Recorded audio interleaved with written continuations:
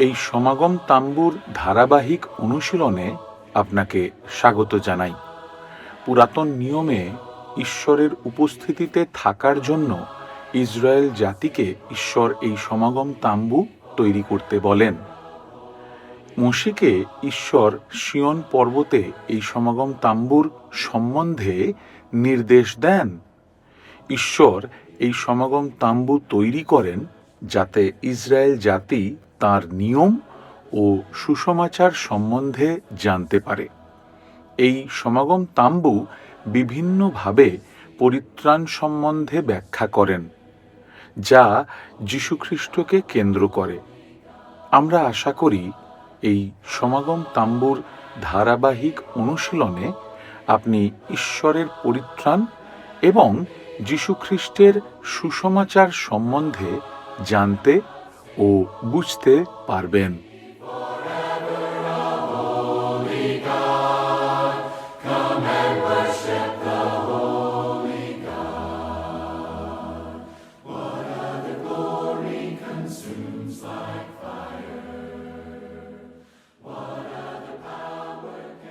প্রাচীন ইসরায়েলের সমাগম তাম্বুর উপর আমাদের অধ্যয়নের সপ্তম অধিবেশনে পুনরায় স্বাগতম।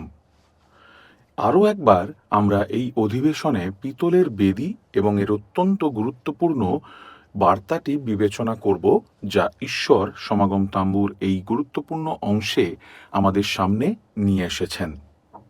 তাই যাত্রা পুস্তক ২৭ অধ্যায় ১ থেকে ৮ পদ এবং যাত্রা পুস্তক ২৯ অধ্যায় ৩৬ থেকে ৪৬ পদে পাওয়া এই বেদীর বর্ণনাকারী অনুচ্ছেদগুলি পুনরায় পাঠ করা ভালো।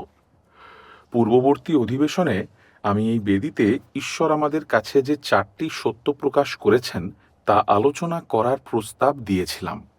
আমরা তাঁর প্রায়শ্চিত্ত বা পুনর্মিলনের উপায়ের প্রকাশকে পর্যালোচনা করেছি। কাঠ এবং পিতল কিভাবে প্রভু যীশুখ্রিস্টের অত্যন্ত প্রয়োজনীয় মহিমাকে চিত্রিত করেছে তাও আমরা অন্বেষণ করেছি। এবং এখন এই অধিবেশনে আসুন আমরা আরও ২টি সত্য পর্যালোচনা করি যা এই বেদীতে চিত্রিত করা হয়েছে, যথা প্রথমত যীশুখ্রিস্টের মাধ্যমে পাপের ন্যায্যতার প্রকৃতি। তারপরে দ্বিতীয়ত আমরা ন্যায্যতার ক্ষেত্রে বিশ্বাসের ভূমিকাটি দেখব। এখন পিতলের বেদীতে আমাদের দ্বিতীয় প্রধান শিক্ষাটি বোঝার জন্য আসুন এক মুহূর্তের জন্য শেমা কি পর্যবেক্ষণ করেছিল তা স্মরণ করি। মনে রাখবেন যে সে এমন কিছু লোককে দেখেছিল যারা তাম্বুর মধ্যে এসেছিল। তারা প্রবেশ করার সময় তাদেরকে সত্যি ভারগ্রস্ত মনে হয়েছিল, কিন্তু সমাগম তাম্বুর প্রাঙ্গণ থেকে বের হবার সময় দেখে মনে হয়েছিল তারা ভারমুক্ত এবং সতেজ। তাহলে তারা কি করেছিল? সেখানে কি ঘটেছিল? যা ঘটেছিল তা হল নতুন নিয়মে উল্লিখিত প্রভু যীশু খ্রিস্টতে বিশ্বাসের মাধ্যমে অধার্মিকদের ন্যায্যতা, যা এই বেদীতে চিত্রিত করা হয়েছে। এর মহিমা উপলব্ধি করার জন্য আমি প্রথমে এটিকে আপনার সাথে সমন্বয়ে সাধন করতে চাই। আসুন রোমীয় ৩ অধ্যায়ের ২৩ পদের সত্যগুলি নিজেদেরকে মনে করিয়ে দেওয়া শুরু করি। এই সত্যটি আমাদের সকলের জন্য প্রযোজ্য, কিন্তু প্রশ্ন হল আমরা এটি সত্যিই অনুভব করি কিনা। সেখানে ঈশ্বরের বাক্য বলে, কেননা সকলেই পাপ করেছে এবং সকলে ঈশ্বরের মহিমা থেকে বঞ্চিত হয়েছে। এই সত্য উপলব্ধি করলে নিজেকে ভারগ্রস্ত মনে হবে।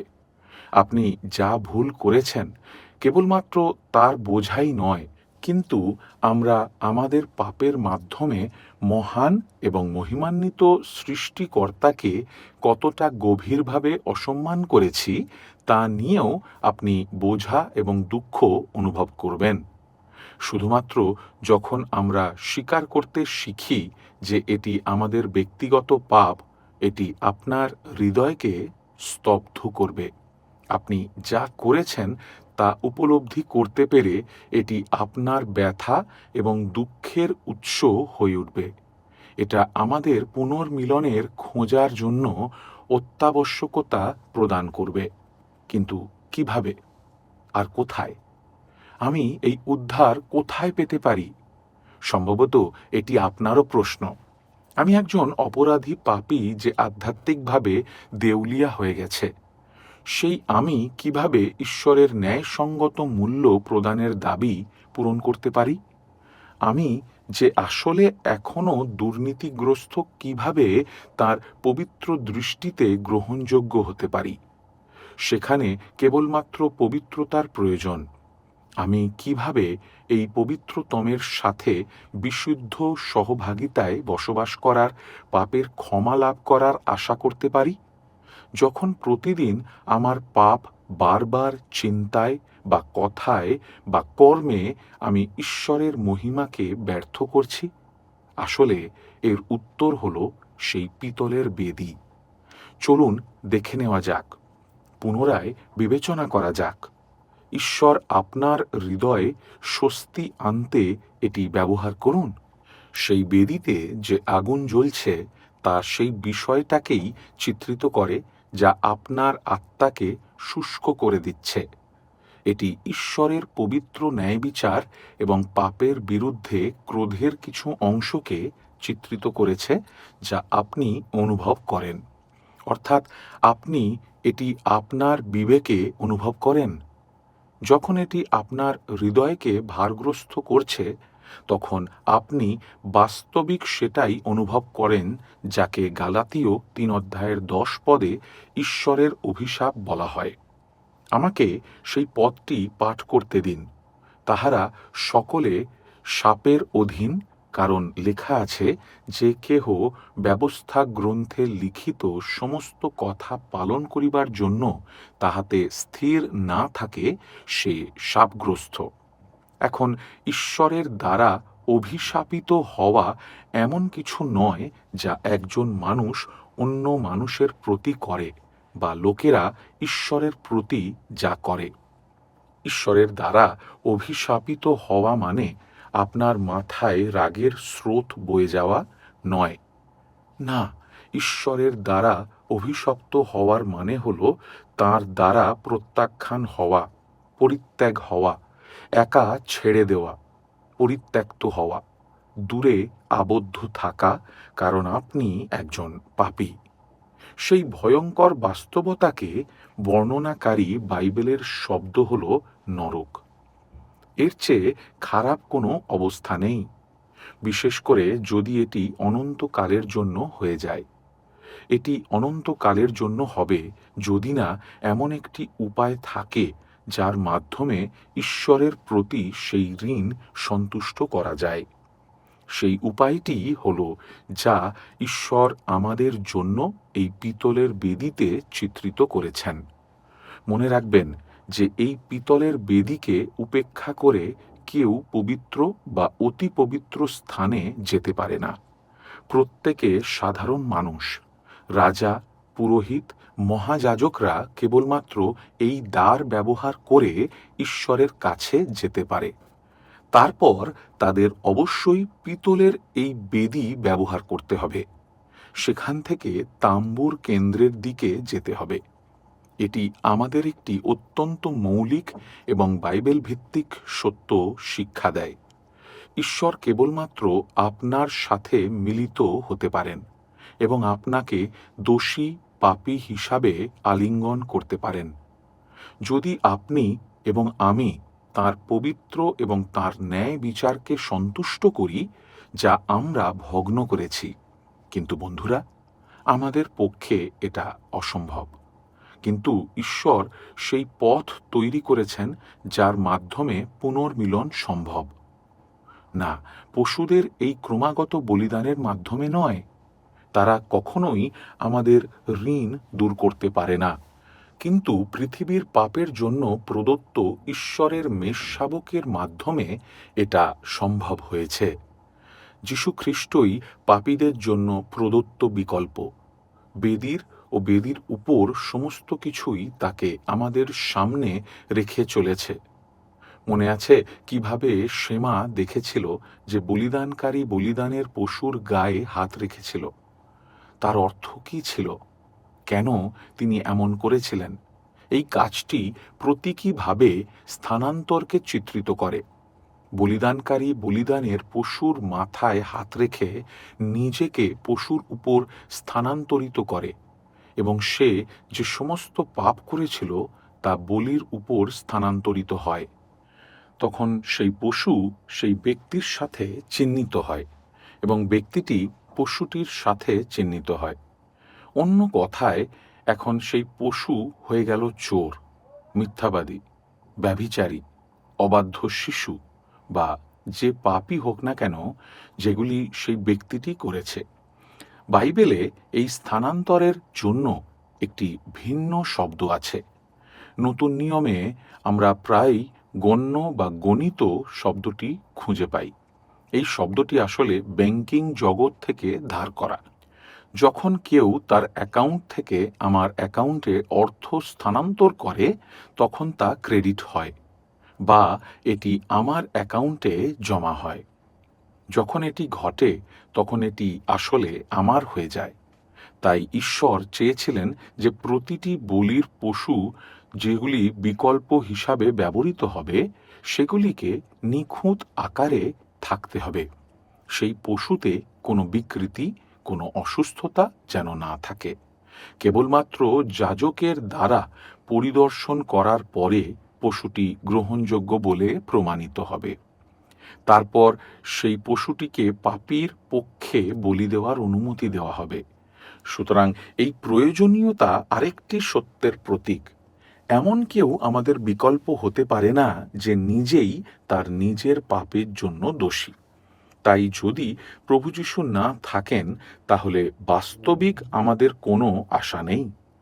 তিনি পবিত্র ছিলেন, তিনি অকলুষিত ছিলেন, তিনি পাপীদের থেকে পৃথক ছিলেন। আপনি কি লক্ষ্য করেছেন যে ঈশ্বরের বাক্য তাকে 7 বার নির্দোষ, নিষ্কলঙ্ক বলে ঘোষণা করেছে? এটাই সুসমাচার। ঈশ্বরের মেষশাবককে পরিদর্শন করা হয়েছিল।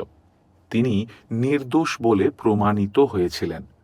যেহেতু তিনি নিষ্কলঙ্ক ছিলেন তাই তিনি অন্যদের পক্ষে ক্লেশ ভোগ করতে এবং মারা যেতে পারেন।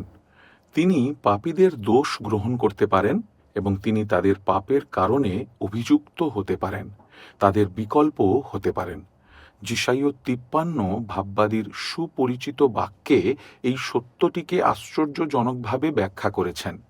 কিন্তু তিনি আমাদের অধর্মের নিমিত্ত চূর্ণ হইলেন, আমাদের অপরাধের নিমিত্ত চূর্ণ হইলেন, আর সদাপ্রভু আমাদের সকল আকার অপরাধ তাহার উপরে বর্তাইলেন। আমার জাতির অধর্ম প্রযুক্তই তাহার উপরে আঘাত পড়িল, তথাপি তাহাকে চূর্ণ করিতে সদাপ্রভুরই মনোরথ ছিল। তিনি অনেকের পাপভার তুলিয়া লইয়াছেন। যিশাইয় 53:5 থেকে 8, 10 থেকে 12। তাই বলিদানকারী নিজেকে এবং তার পাপকে সেই পশুর উপর হস্তান্তর করার পরে যাজক পদ্ধতিগতভাবে পশুটিকে কষাই করে টুকরো টুকরো করে ছুঁড়ে ফেলেছেন। তারপর পশুটিকে জ্বলন্ত বেদির উপরে তুলে দেওয়া হতো এবং আমি আগেই বলেছি সেই গন্ধটি মিষ্টি হবে না, কিন্তু সেই গন্ধ স্বর্গের দিকে উঠবে। যদিও এটি আমাদের কাছে একটি তীব্র গন্ধ মনে হবে, একটা জ্বলন্ত ঘ্রাণ। বাইবেলে এটিকে বলে প্রভুর কাছে এটি একটি মিষ্টি ঘ্রাণ ছিল। প্রকৃতপক্ষে লেবীয় 1 অধ্যায়ে 13 পদে এই কথা বলা হয়েছে। ইফিসীয় 5 অধ্যায়ে 2 পদে পৌল যিশুকে বর্ণনা করেছেন যে আমাদের জন্য ঈশ্বরের উদ্দেশ্যে সৌরভের নিমিত্ত উপহার ও বলিরূপে আপনাকে উৎসর্গ করিলেন। এখন মিষ্টি ঘ্রাণের হিব্রু শব্দ এই শব্দের সাথে নাকের কোনো সম্পর্ক নেই। এর অর্থ হল বিশ্রাম দানকারী। আমাদের কাছে এটি একটি তীব্র ঘ্রাণ ছিল, কিন্তু ঈশ্বরের কাছে এটি একটি বিশ্রামদায়ক ঘ্রাণ ছিল। এটি পরিশোধ করে অথবা এটি তার ন্যায় বিচার থেকে বিশ্রাম দেয়। এই বলিদান ঈশ্বর এবং পাপীর মধ্যে মিলনের পথ উন্মুক্ত করেছিল। এটি একটি বিস্ময়কর খবর। এটি বাইবেলের মহান খবর। ক্রুশে প্রভু যিশুর বলিদানের ভিত্তিতে ঈশ্বরের কাছে ফিরে যাওয়ার পথ আমাদের জন্য উন্মুক্ত। অথবা সমাগম তাম্বুর দৃষ্টিভঙ্গিতে কথা বলতে হলে পবিত্রতম স্থানে প্রবেশের পথ উন্মুক্ত। শেমা লক্ষ্য করল যে অর্পণকারী যাজক বেদি থেকে ফিরে আসার পর বলিদানকারী ব্যক্তির নিম্ন এবং হতাশাপূর্ণ চেহারাটি আনন্দ এবং স্বস্তিতে আলোকিত হয়েছিল। কেন এমন হয়েছিল? কি তাকে এই আনন্দ এনে দিয়েছিল? কারণ যাজক তাকে আশ্বস্ত করেছিলেন যে যে উপায় তিনি এইমাত্র দেখেছিলেন, বিনিময়ের এই উপায়ে তার সমস্ত পাপ সত্যই প্রকৃতপক্ষে ক্ষমা করা হয়েছিল। লেবীয় পুস্তক 4 অধ্যায়ের 35 পদে পাপার্থক বলি উৎসর্গ করার পরে আমরা পড়ি, এই রূপে যাজক তাহার কৃত পাপের প্রায়শ্চিত্ত করিবে, তাহাতে তাহার পাপের ক্ষমা হইবে। নতুন নিয়মের ভাষায় যাকে বলা হয় তিনি ধার্মিক হবেন।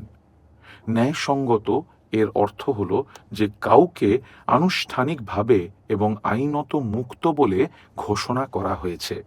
এর মানে হল যে তার পাপ চিরতরে দূর করা হয়েছে। এর মানে, বন্ধুরা, ঈশ্বর এখন এই ব্যক্তিকে এমনভাবে দেখেন যেন তারা তাদের সমস্ত পাপের মূল্য পরিশোধ করেছে।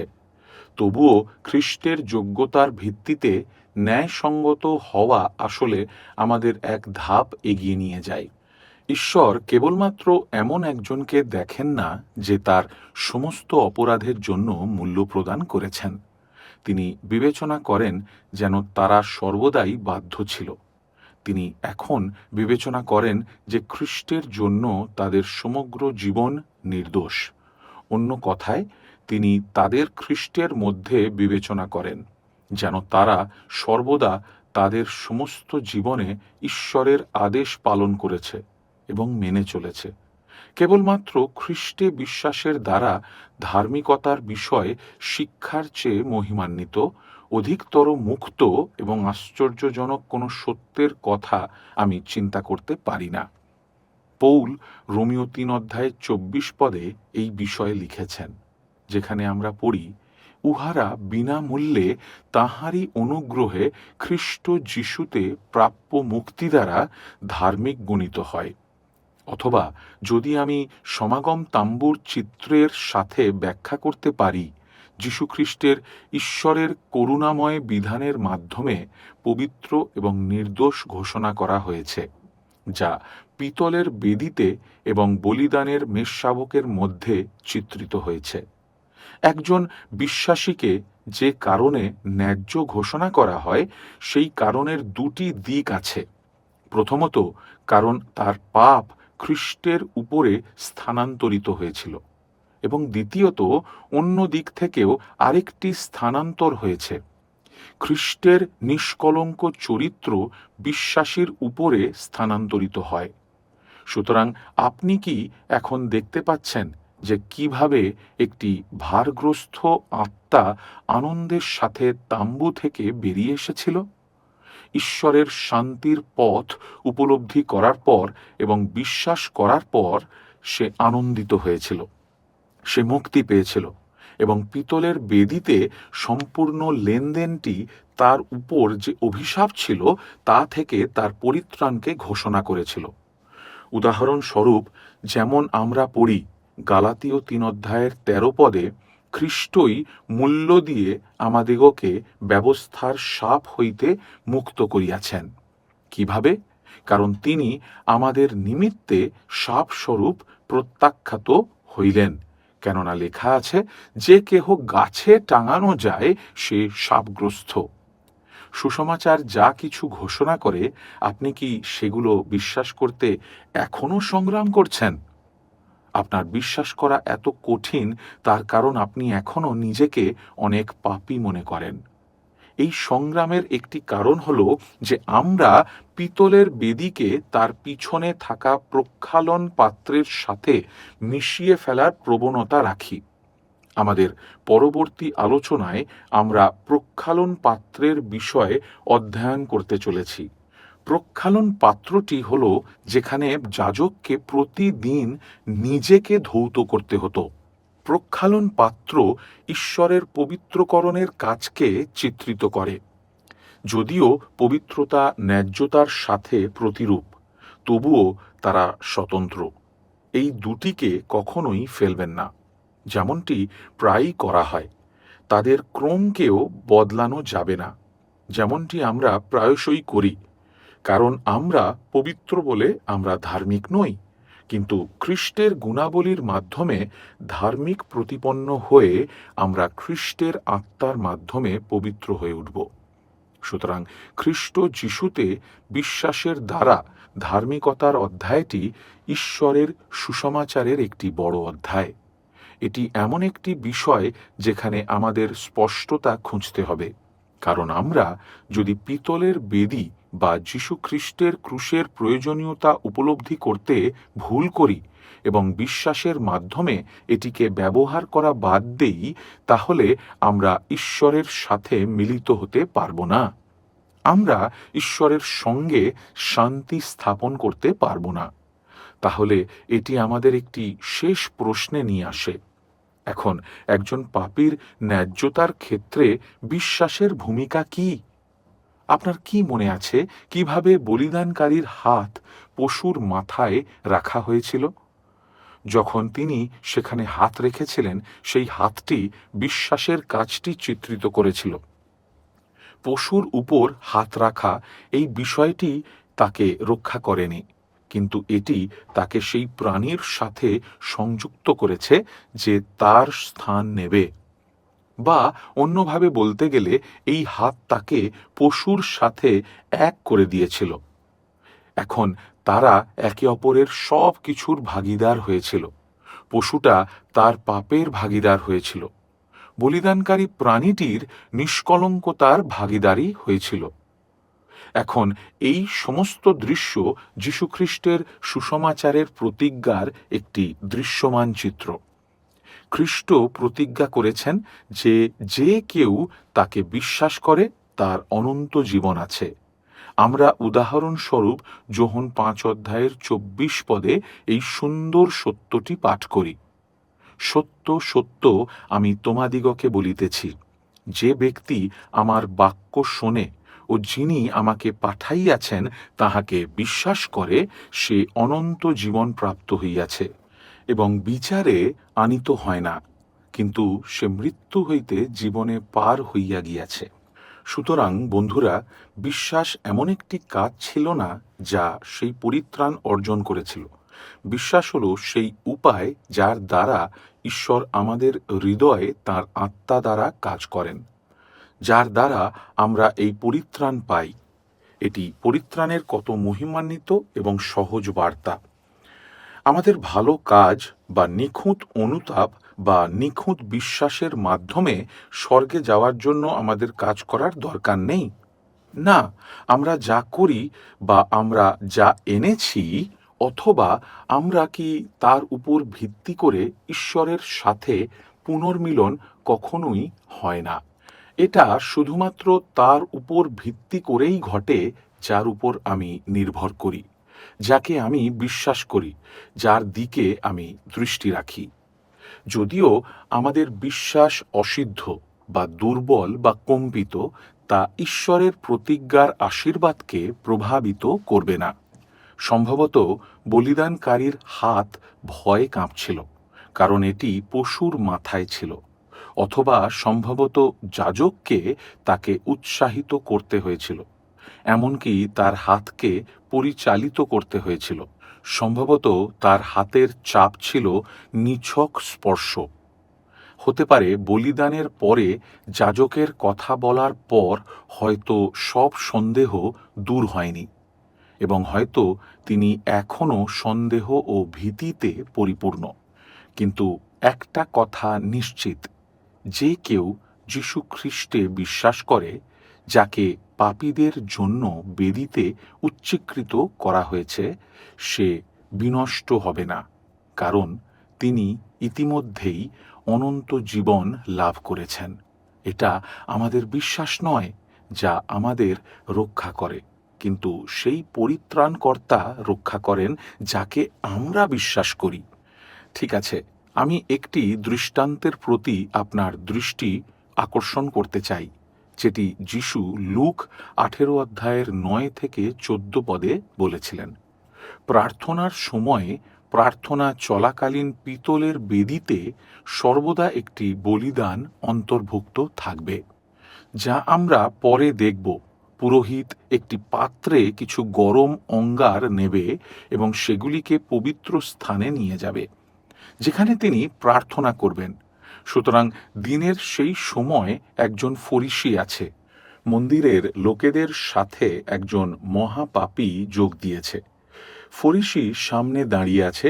সে তার নিজের উত্তমতার বিষয়ে অত্যন্ত আত্মবিশ্বাসী। তার চোখ এবং তার হাত সরাসরি স্বর্গের দিকে তুলতে তার আর কোনো সমস্যা ছিল না, কারণ ঈশ্বর তার উত্তম কার্যের প্রতিবেদনে খুশি হবেন নিশ্চিত। যখন সে ঈশ্বরের সামনে তা পাঠ করছিল, তখন সেই মহাপাপীর সেই প্রার্থনায় যোগ দেবার সাহস পাচ্ছিল না। বিচ্ছিন্নভাবে সে যতটা সম্ভব পিছনের দিকে দাঁড়িয়েছিল। সে অনুভব করতে পারছিল না যে সেই ভালো মানুষের মধ্যে একজন। তার জীবন একটি বিশাল জগাখিচুড়ি হয়ে আছে। ভগ্ন প্রতিশ্রুতি, সে এলোমেলো হয়ে গেছে। সে পাপের জীবনের শেষ দেখার যোগ্য নয়। তাই সে স্বর্গের দিকে চোখ তুলতেও সাহস পায়নি, কারণ সে ঈশ্বরের সামনে অত্যন্ত লজ্জিত বোধ করেছিল। নিজের বুকে চাপড়ে সে কেবলমাত্র প্রার্থনা করতে পারল যে, হে ঈশ্বর, আমার প্রতি দয়া করুন, আমি একজন পাপী। এখন যিশু তার শ্রোতাদের এই দৃষ্টান্তটি বলে এইভাবে শেষ করেছিলেন যে এটি সেই মুহূর্তে স্বর্গে ঘটেছিল। এখন কিছু যা সাধারণ মানুষ হয়তো উপলব্ধি করেননি, সেই কারণে তারা হয়তো এই ধারণাটির স্বস্তিকে আস্বাদন করতে পারেনি, কিন্তু এটি সত্য ছিল। সে জানুক বা না জানুক, এটি তার জন্য সত্য ছিল। শুনুন, যিশু সেই লোকটির সম্পর্কে কি বলেছেন। তিনি বলেন, আমি তোমাদিগকে বলিতেছি, এই ব্যক্তি ধার্মিক গণিত হইয়া নিজ গৃহে নামিয়া গেল। ওই ব্যক্তি নয়, কেননা যে কেহ আপনাকে উচ্চ করে তাহাকে নত করা যাইবে, কিন্তু যে কেহ আপনাকে নত করে তাহাকে উচ্চ করা যাইবে। যে বলিদানে বিশ্বাস করে তাকেও। এখন যিশু কি এখানে এমনভাবে কথা বলেছিলেন যেভাবে যাজক বলিদানকারীর সাথে কথা বলতেন? প্রকৃতপক্ষে তিনি বলেছেন, ভাববাদী এবং যাজক হিসাবে ঘোষণা করেছিলেন যে বলিদানের মহাপাপী ধার্মিকতা, ক্ষমা, পুনরুদ্ধার লাভ করেছে, ঈশ্বরের সাথে পুনর্মিলন হয়েছে। কারণ এই জন্য সে কিছু করেনি, কিছুই নিয়ে আসেনি, কিন্তু তার চোখ জ্বলন্ত বেদির উপর স্থির ছিল এবং বেদির ধূম স্বর্গের দিকে যাচ্ছিল। সেই কাজটিতে ঠিক যেমন সে তার সামনে বলিদানের উপর হাত রেখেছিল। যখন সে সেই বেদিতে এবং সেই বলিদানের উপর তার চোখ রাখল, তখন সে ঈশ্বরের কাছে খ্রিস্টের নামে করুণার জন্য অনুরোধ করেছিল। ঈশ্বর তার অনুরোধটি তাৎক্ষণিকভাবে, সম্পূর্ণরূপে স্বাধীনভাবে যিশুর কারণে ক্ষমা করে দিয়েছিলেন। তাই ধারণাটি হল, আপনাদের প্রত্যেকে যারা ঈশ্বরের দিকে ফেরেন এবং তাদের ফেরার একমাত্র পথ হিসাবে যীশু খ্রিস্ট ও তার আত্মত্যাগীর প্রতি দৃষ্টিপাত করতে হবে। সুতরাং এটি পিতলের বেদি সম্পর্কে এবং এর সমস্ত প্রয়োজন এবং পাপের জন্য ঈশ্বরের বলিদানের ব্যবস্থার চিত্র সম্পর্কে আমাদের পর্যালোচনার সমাপ্তি ঘটায়। সদাপ্রভু আমাদের সকলকে এই অধ্যয়নের দ্বারা আশীর্বাদ করুন।